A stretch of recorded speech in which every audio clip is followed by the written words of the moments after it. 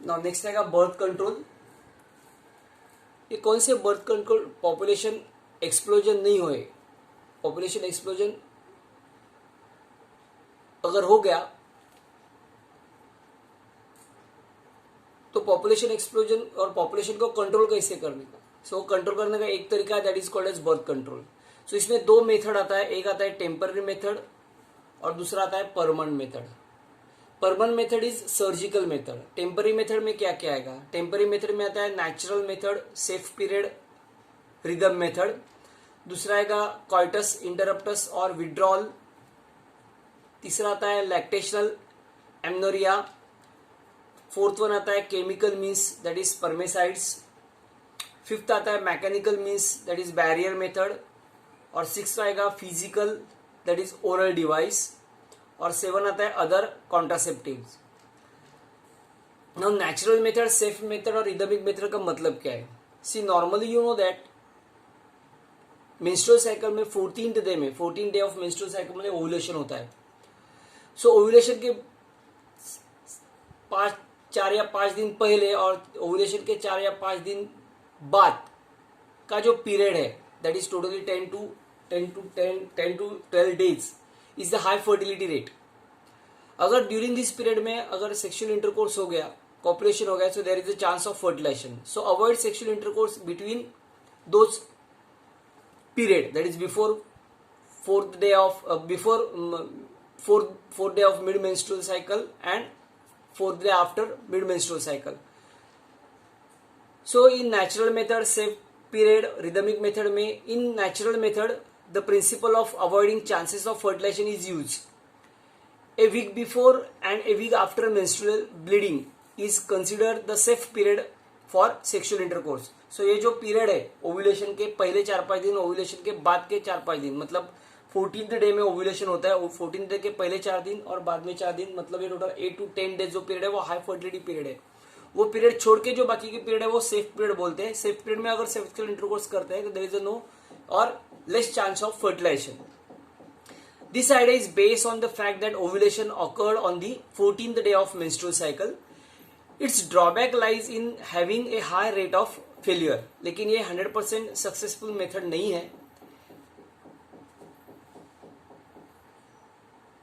Second जो method आता है that is coitus interruptus or withdrawal.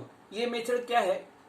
जब भी सेक्सुअल इंटरकोर्स करते हैं at the time of ejaculation, sexual intercourse में पेनिस इंसर्ट करते हैं वजाइना में और semen is ejaculated. So at the time of ejaculation penis withdrawal करने का और इजैकुलेशन जो होता है वो सीमेंस के आउटसाइड दी वजाना इजैकुलेशन करने का। So ultimately what happen, there is no semen in the vagina, so there is no fertilization. But इसमें भी एक ड्रॉबैक है। At the time of sexual intercourse, pre-ejaculatory fluid is released and that pre-ejaculatory fluid contain sperm. So fertilization के chances इसमें हो सकता है। In this method, the male partner withdraws its penis from the vagina just before ejaculation so as to avoid insemination. So release of semen in the vagina is called as, during sexual intercourse, is called as insemination. This method also has some drawbacks as the pre-ejaculation fluid may contain sperm and this can cause fertilization. Third method is lactational amenorrhea. Now lactation amenorrhea means absence of menstruation. से क्या होता है बच्चों? After delivery milk ejaculate होता है, oxytocin के level high रहती है।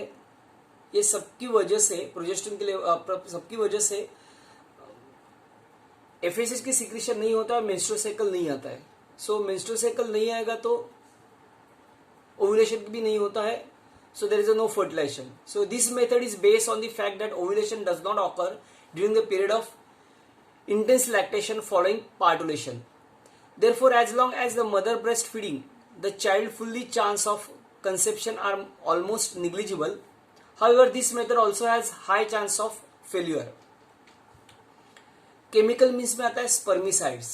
इसका बेसिकली मीनिंग है स्पर्म को किल करना।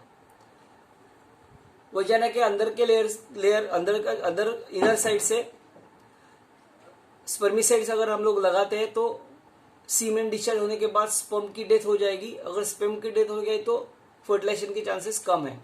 सो in this method the chemicals like foam, tablets, jellies and creams are used by the female partner before sexual intercourse. If these chemicals are introduced into the vagina, they adhere the mucous membrane, immobilize and kill the sperm. That's why we call it as spermicides. They may cause allergic reaction. लेकिन इससे foam से, tablet से, jelly से, cream से allergy होने की संभावना ज्यादा है. This material also has chances of failure. Now mechanical means barrier method means हम लोग क्या करेंगे, इसको इंसिमिनेशन होता है, स्पर्म रिलीज होता है, लेकिन स्पर्म को हम लोग एक तक जाने नहीं देते, हम लोग उस बीच में बैरियर लगाते हैं. So that is called as mechanical means or barrier method. इसमें first in this method with the help of barrier the ovum and sperms are prevented from physical mating. उसमें आता है first condom, diaphragm, cervical cap, intrauterine device,